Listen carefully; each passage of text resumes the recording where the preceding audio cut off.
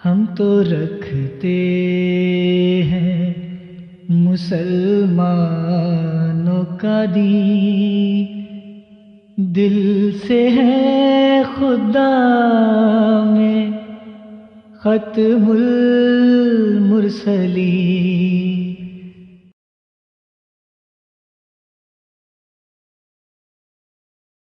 لیکن بہرحال چونکہ ہمارے ساتھ ایک دوست موجود ہیں، ان سے پہلے گفتگو کر لیتے ہیں اور دیکھتے ہیں کہ آج ان کا کیا سوال ہے۔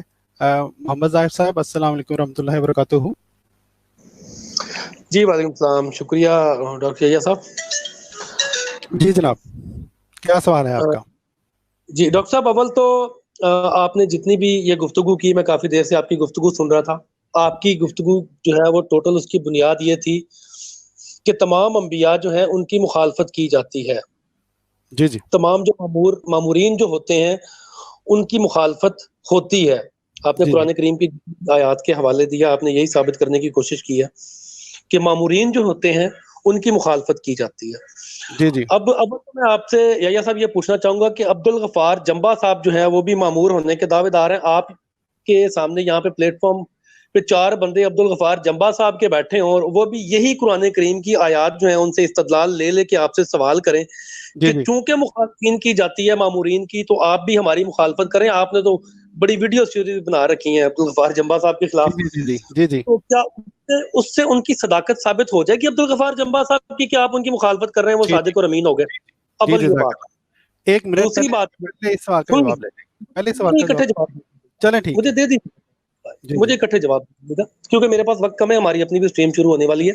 ٹھیک ہے۔ تو دوسری بات ڈاکٹر یحییٰ صاحب، آپ مرزا غلام احمد قادیانی صاحب کا جو اپنا مقرر کردہ معیار ہے، ہمیں آپ مخالفین مان لیجیے، ہم مرزا صاحب کو نہیں مانتے، لیکن آپ کو یہاں پہ چاہیے تھا بیٹھ کے مرزا صاحب کے اپنے مقرر کردہ معیار کے مطابق ان کو سچا ثابت کرتے۔ رسول اللہ صلی اللہ علیہ وآلہ وسلم کی واضح حدیث موجود ہے، واضح الفاظ میں رسول اللہ صلی اللہ علیہ وآلہ وسلم نے مسلمہ کذاب کے پیروکاروں سے پوچھا کہ کیا تم بھی وہی کہتے ہو جو مسلمہ کہتا ہے؟ تو انہوں نے کہا ہم تصدیق کرتے ہیں۔ رسول اللہ صلی اللہ علیہ وآلہ وسلم نے فرمایا اگر قاصدوں کا قتل جائز ہوتا تو میں تمہاری گردنیں اڑا دیتا۔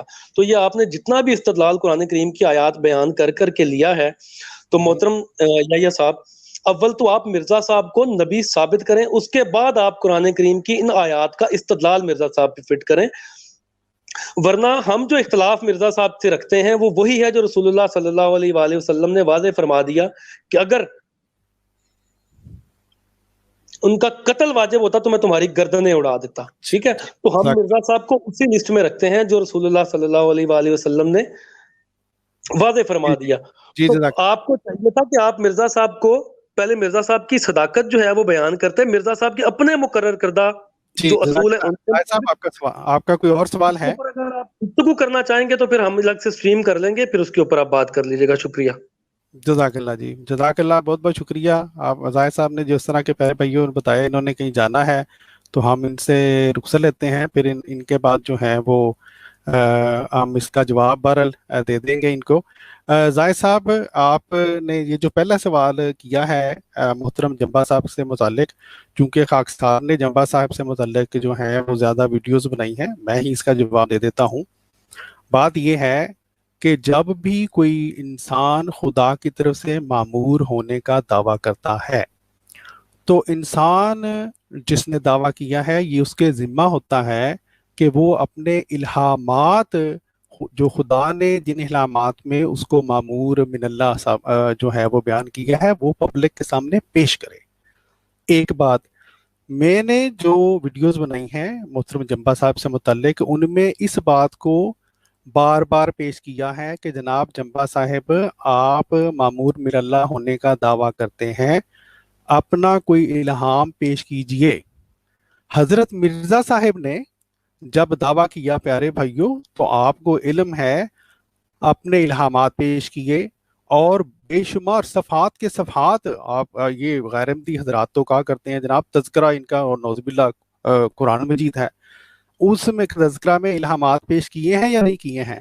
تو پہلی جو کسوٹی ہے اس کے اوپر ہی محترم جمبا صاحب پورے نہیں اترتے. دوسری بات, ہم نے کب جمبا صاحب کی اس طرح سے مخالفت کی ہے جس طرح آپ لوگ منکرانہ طور پہ مخالفتیں کرتے ہیں؟ ہم نے کب ان کے اوپر یہ کہا ہے کہ ان کو یہ کر دو اور ان کو وہ کر دو؟ ہاں, علمی طور پر جو گفتگو جو ہے وہ ہم کرتے ہیں, وہ بھی کرتے ہیں, ہم بھی کرتے ہیں. ہم نے کب یہ کہا ہے کہ جناب وہ مسلمان نہیں ہیں؟ آپ لوگ تو ہمیں کہتے ہیں کہ ہم غیر مسلم ہیں. تو میرا خیال ہے اس میں وہ بات بنتی نہیں ہے جناب. ہم نے اگر جب بھی کوئی شخص معمور من اللہ ہونے کا دعویٰ کرے گا تو اللہ تعالیٰ نے ہمیں بتلایا ہے کہ اس کی تحقیق کرو. ہم تحقیق تو میرا حق ہے, باقی لوگوں کا بھی حق ہے. ہم جمبا صاحب کے بارے میں تحقیق کرتے ہیں, تحقیق کی ہے, ان کو انوائٹ کرتے ہیں. ہم نے ان کو, میں نے خود بلکہ الحمدللہ جو ہے وہ مناظرے کی دعوت بھی دی ہے. تو ہم نے آپ کے طرز عمل میں اور ہمارے طرز عمل میں زمین آسمان کا فرق ہے, ان کو آپ کمپیئر نہیں کر سکتے. جہاں تک آپ کا دوسرا سوال تھا, ہمارے کوئی دوست جو ہیں اس سوال کو اگر اس کا جواب دینا چاہیں کسی جی جی جی السلام علیکم ورحمۃ السلام اللہ اللہ. وبرکاتہ. اچھا, یہ جناب زاہد صاحب جو ہیں انہوں نے سوال کیا ہے جی جی مختلف جو ہماری گفتگو ہوئی اس کے اوپر. اس میں تو ایک بات آپ نے غور کی ہوگی کہ جتنی بھی باتیں ہم نے کی ہے جی جی اس کا کوئی بھی انہوں نے جو ہے نا جواب نہیں دیا اور نہ ہی اس پر کوئی اعتراض کیا ہے.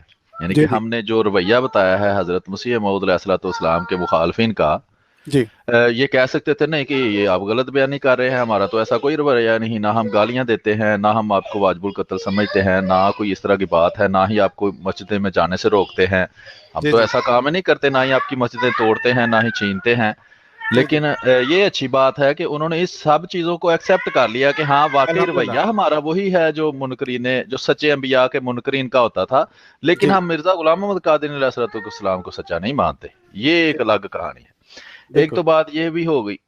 دوسرا یہ ہے کہ جو زاہد صاحب نے یہ بات کی نا کہ جناب کیا جس کی بھی مخالفت ہوگی وہ سچا ہو جائے گا, تو جی میرا خیال ہے انہوں نے اسٹریم غور سے نہیں سنی. یہ کوئی اور ساتھ کام کر رہے تھے, کوئی کام اپنا ضروری, زیادہ جی ضروری, کہ جب بالکل ہی جو ہماری گفتگو ہے نہ اس پر ان کی توجہ تھی, نہ ہی ہمارے دعوے پر ان کی توجہ تھی, نہ ہی دلیل پر توجہ تھی.